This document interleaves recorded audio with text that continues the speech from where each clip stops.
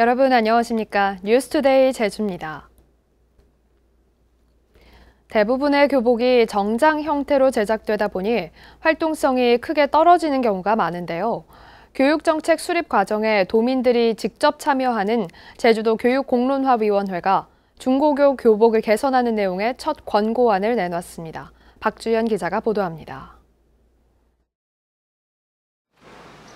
긴 바지에 와이셔츠, 무더운 여름 학생들에게 교복은 몸에 붓고 활동성이 떨어지는 불편한 옷입니다. 종일 입고 있어야 하지만 학생들의 요구는 크게 반영되지 않아왔습니다. 그냥 여름에는 너무 덥고 겨울에는 춥고 그냥 아예 땀 차고 막 맞아 반바지도 안 되는데 막 긴 바지 입으라 하고 불편한 교복이 개선됩니다. 지난 4월 출범한 제주도 교육공론화위원회가 편안한 교복을 첫 의제로 삼은 지 4개월 만에 권고안을 마련했습니다. 하복은 시원한 소재의 반팔 티셔츠와 반바지 등으로, 동복은 보온성이 있는 편한 디자인의 자켓과 후드티 등으로 개선하는 내용의 정책 권고안을 교육감에게 전달했습니다. 교복을 선정할 경우 학교 내에서 공론화를 진행해 학생들의 의견을 50% 이상 반영하도록 했습니다. 지난달 교육공론화위에서 학생과 학부모, 교사를 대상으로 한 조사에서도 교복 개선에 찬성하는 의견이 80%를 넘었습니다. 학교별로 가능한 2019년 말까지 학교 규칙이 개정될 수 있도록 권고하고 학교별로 공론화 과정이 진행될 수 있도록 적절하게 지원하도록 하겠습니다. 제주도 교육공론화위원회는 교육정책 수립에 도민 참여를 보장하기 위해 상설 운영되는 제도로 이성문 교육감은 다음 달 정책 권고안에 대한 수용 여부를 발표하고 빠르면 내년 상반기부터 편안한 교복을 도입할 방침입니다.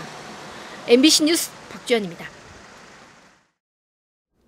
부하 직원에게 성희롱과 갑질 행위를 일삼았다는 의혹이 불거진 제주도의 한 초등학교 교장이 직위 해제됐습니다.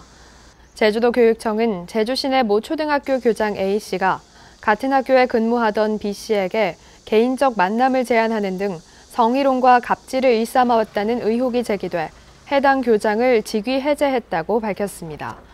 제주도 교육청은 A 교장에 대한 감사가 끝나는 대로 징계 등을 논의할 방침입니다.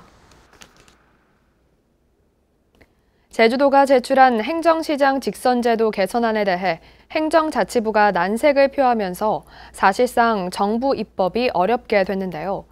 상황이 이렇게 되자 강창일 의원이 행정시장 직선제를 골자로 한 제주 특별법 개정안을 발의하고 나섰는데 국회 통과는 불투명해 보입니다. 오승철 기자의 보도입니다. 제주 특별법 개정안의 핵심은 행정시를 행정자치시로 명칭을 바꾸고 행정시장을 주민들이 직접 뽑아 4년 임기를 보장하며 3차례까지 연임이 가능하도록 하는 겁니다. 행정시장이 자치법규의 발의와 예산 편성, 행정기구의 조정 등을 요청할 수 있게 하고 도지사는 특별한 사유가 없는 한 요청을 반영하도록 규정했습니다. 인사권과 예산권 등을 부여해서 책임 행정을 할 수 있도록 하자는 겁니다. 풀뿌리 민주주의 정신을 살리는 것, 그리고 행정의 효율성, 이 문제도 우리가 처리해야 되고, 그다음에 이 제대로 된 이 참 특별자치도로서 행정시가 특별행정시로 역할할 수 있어야 되기 때문에. 다만 행정시장 후보자는 정당 추천 없이 무소속으로만 출마하고 정당 대표나 사무직원 등이 선거에 관여할 수 없도록 했습니다. 논공 행상의 대상이 되거나 정당 정치에 휘둘리는 걸 막겠다는 겁니다. 2022년 지방선거부터 적용하기 위해 여야 국회의원 17명의 서명을 받아 국회에 개정안이 제출됐지만 앞길은 녹록지 않습니다. 이미 행정안전부가 행정시장 직선제에 대해 특별자치의 후퇴라며 부정적 입장을 밝힌 상황. 다음 달 열리는 정기국회도 예산안 처리와 국정감사 등으로 일정이 빡빡한 데다 사실상 20대 국회에서 법안 통과의 마지막 기회여서 난항이 예상됩니다. MBC 뉴스 오승철입니다. 제주 일본 총영사관이 노형동 부지를 매입한 뒤 20년 동안 방치하고 있다는 지적에 대해 영사관 측이 일본 외무성에 지속적으로 예산을 요청하고 있다고 밝혔습니다. 도의회 강성민, 이승하 의원은 보도자료를 통해 이 같은 내용의 서면 답변을 받았다며 제주도는 일본 총영사관에서 해당 부지에 대한 매각 의사가 있을 경우 토지를 적극 매입하겠다는 입장이라고 밝혔습니다. 주차 문제로 벌초객과 말다툼을 벌이다 전기톱을 휘두른 60대가 경찰에 구속됐습니다. 현장에 있던 피해자의 10대 자녀는 충격에 실신까지 했습니다. 김찬년 기자입니다. 제주 서귀포시의 한 마을입니다. 주택 입구에 아직도 핏자국이 선명합니다. 그제 오후 1시쯤 이 집 주인인 61살 김모 씨는 42살 지모 씨와 시비가 붙었습니다. 지 씨가 자신의 집 앞에 차를 댔다는 이유에서였는데 10여 분간 고성이 오간 끝에 김 씨는 갑자기 전기톱을 들고 와 휘두르기 시작했습니다.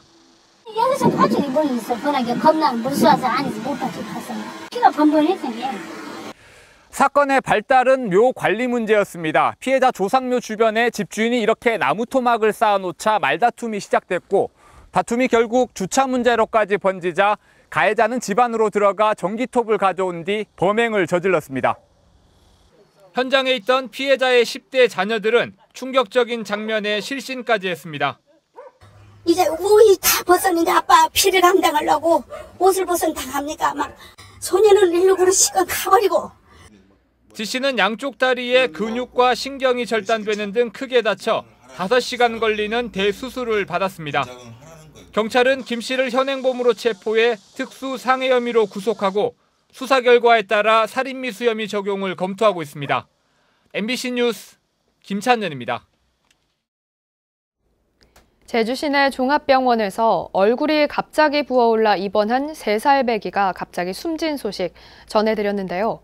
부모는 항생제 투약 직후 심한 구토 증상이 나타났는데도 병원 측이 같은 약제를 계속해 투여했다며 반발하고 병원 측은 사실 무근이라며 부인하고 있습니다. 박성동 기자입니다. 병원에 입원 중이던 생후 25개월 된 장모군이 숨진 건 지난 23일 아침. 항생제 주사를 맞은 지 1분도 안 돼 청색증을 보이며 몸이 굳었고 심폐소생술이 이루어졌지만 2시간 뒤 사망 판정을 받았습니다. 그 전날에도 너무 잘 놀았고 얘가 왜 갔는지에 대해서도 말을 해주고 싶어요. 숨지기 전날 병원에 입원한 장군은 입원 첫날 오전 11시 20분 항생제 주사를 처음 맞은 뒤 구토 증상을 보인 것으로 알려졌습니다. 유족들은 위액을 다 쏟아낼 정도였지만 현장에 있던 간호사는 대수롭지 않게 반응했다고 주장합니다. 이후 9시간에서 10시간 간격으로 2번 더 주사를 맞았고 마지막 주사를 맞은 뒤 갑자기 숨진 겁니다. 애기라서 이제 발을 들어가면 울고 불고 이렇게 하니까 그렇다는 식으로 간호사분이 그렇게 말하니까 아 그렇구나라고밖에 생각이 안 들잖아요. 장군에게 투여한 항생제는 세포탁심 나트륨, 부작용으로 구토나 설사 증상이 있는 약제입니다.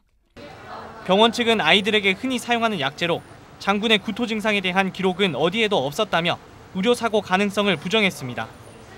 간호기록이나 진료 차트나 의무기록을 다 확인을 해도 전혀 없었던 내용이에요. 담당 간호사한테 얘기를 했으면 그거를 이제 지역과장님한테 보고를 하고 그에 대한 추가 처방을 받던가 항생제를 변경하던가 했을 겁니다. 경찰은 장군을 부검한 결과 지병이나 외상 흔적은 발견되지 않아 항생제로 인한 가능성을 확인하기 위해 약동물 정밀 감정을 의뢰했다고 밝혔습니다. 경찰은 병원에서 진료기록부 등을 압수해 의료진의 과실 여부에 대해 조사할 계획입니다. MBC 뉴스 박성동입니다.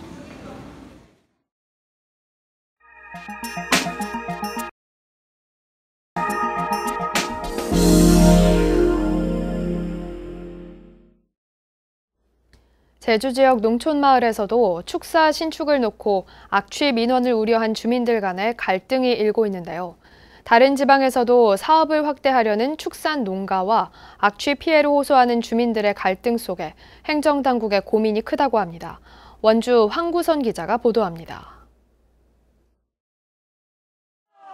농촌마을 대형 축사 신축을 막기 위해 주민들이 한자리에 모였습니다. 대형 축사 반대한다! 횡성군은 각서하라! 마을에서 한우 400마리를 키워온 축산업자가 작년부터 200마리를 더 키울 수 있는 우사를 새로 지으면서 갈등이 깊어졌습니다.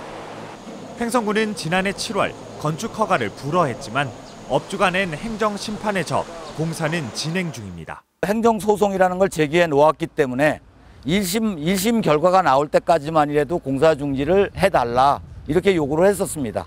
근데 그것을 횡성군에서는 축사 확장을 두고 행정쟁의에서 소송으로까지 주민 간 갈등의 골이 날로 깊어지는 가운데 석 달 전 법원은 주민들이 낸 건축허가 집행정지 신청에 대해 절차상 문제가 없다며 기각했습니다. 해제 없으니까 공사 중지 명령 해제했을 거 아니에요? 또 행정명령 통과 나오면 더 이상 도로내지 말라고 마을총회에서도 그랬는데 신축 중인 축사와 가장 가까운 집입니다.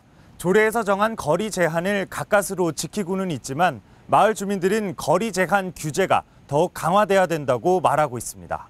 횡성군 조례에서는 한우 등 소를 키우려면 최소 마을에서 110m 떨어져야 합니다. 주민들은 전국 각 시도별 정한 소 사육 제한 거리와 비교해도 규제가 너무 느슨해 악취와 소음 피해에 시달리고 있다고 토로합니다. 한우를 주 소득원으로 삼는 횡성군 등 도내 축산업계는 산지 위주의 강원도에서는 평지가 많은 타 지역과 제한 기준을 맞추기 어렵다는 입장. 한우 마리수대로 제한 거리를 세분화하자는 중재안도 나오는데 주민 생활 여건이냐, 농가소득 확대냐를 두고 뜨거운 고민거리가 되고 있습니다. MBC 뉴스 황구선입니다.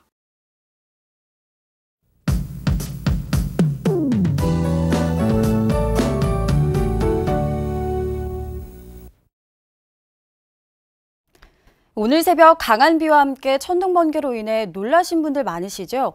남해상에 위치한 정체전선의 영향으로 제주엔 가을 장마가 시작된 건데요. 목요일까지 강하고 많은 비가 내리겠습니다. 현재 산지와 성산 지역 그리고 서귀포를 중심으로는 호우주의보가 발효 중인 가운데 예상되는 강수량은 100에서 200mm고요. 많은 곳은 300mm 이상의 비가 쏟아지겠습니다. 이번 비는 모레까지 이어지면서 지형적인 영향을 받는 서귀포와 성산 지역 그리고 산지를 중심으로는 돌풍과 함께 천둥 번개를 동반한 시간당 30mm 이상의 강한 비가 쏟아지겠습니다. 많은 비가 예보된 만큼 비 피해 없도록 철저한 대비가 필요하겠습니다. 오늘은 아침 저녁으로는 쌀쌀하지만 낮엔 덥겠습니다. 아침 기온은 25도, 낮 최고 기온은 30도로 어제보다 약 3도가량 높아서 덥고 습한 날씨를 보이겠습니다. 다음은 자세한 지역별 날씨입니다. 현재 기온 산간 지역과 도서 지역을 제외한 대부분 지역이 25도를 보이고 있습니다. 낮 최고 기온은 북부가 30도까지 오르겠고 서부와 남부, 동부가 28도로 예상됩니다. 이 시각 섬 지역의 기온은 25도 선에서 출발하고 있고요. 현재 호우특보가 발효 중입니다. 모레까지 전해상에 돌풍과 함께 천둥 번개가 치는 곳이 있겠고 제주도 남쪽 먼바다엔 바람이 매우 강하게 불겠습니다. 물결도 2에서 3m로 높게 일 것으로 예상되는 만큼 항해나 조업하는 선박은 주의하시기 바랍니다. 오늘 아침 제주공항은 구름 많은 가운데 윈드시어 특보가 발효 중입니다. 오늘 강한 바람과 함께 많은 비가 내릴 걸로 예상되는 만큼 항공편 운항 스케줄을 다시 한번 확인해 주시는 게 좋겠습니다. 주간 날씨입니다. 가을 장마는 목요일에 잠깐 그쳤다가 일요일에 또 한 차례 비를 내리겠습니다. 날씨였습니다. 제주시 조천읍 선을 1위 동물 테마파크 반대대책위는 성명을 통해 현 이장이 개발위원회 명의를 도용해 전현직 위원장의 서명을 받아 사업 찬성 성명을 발표했다며 현 이장의 사퇴를 요구했습니다. 이들은 또 마을 주민들이 총회를 통해 사업 반대를 결정한 만큼 제주도는 불법적으로 발송된 공문에 대한 이장 책임을 묻고 사업 변경 승인을 당장 불허하라고 주장했습니다. 제주지방법원 최성문 판사는 예비군 교육훈련에 제대로 참여하지 않은 혐의로 기소된 32살 오모 씨에게 벌금 200만 원을 선고했습니다. 오 씨는 지난 2월 예비군 훈련 소집 통지서를 받고도 정당한 사유 없이 참석하지 않고 지난해 하반기 훈련에는 6시간 교육 중 일부만 받고 집으로 돌아간 혐의로 재판에 넘겨졌습니다. 제주도가 농지 이용 실태 조사에 착수합니다. 제주도는 2016년 7월부터 최근 3년간 농지 취득 자격 증명을 발급받아 취득한 4만 2천여 필지, 5만 774헥타르에 대한 이용 실태를 조사해 목적대로 이용하지 않거나 불법 사항이 적발되면 청문 절차를 거친 후 1년 내 농지 처분 의무를 부과할 방침입니다. 제7회 제주국제크루즈 내일부터 31일까지 나흘 동안 제주국제컨벤션센터에서 아시아 크루즈 평화와 공동 번영을 향하여라는 주제로 열립니다. 이번 포럼에는 국제 크루즈 선사와 관광업계 관계자, 전문가 등 1,600여 명이 참석해 크루즈 산업 발전에 대한 토론회와 박람회 등을 개최하고 기업 간 비즈니스 미팅이 이루어집니다.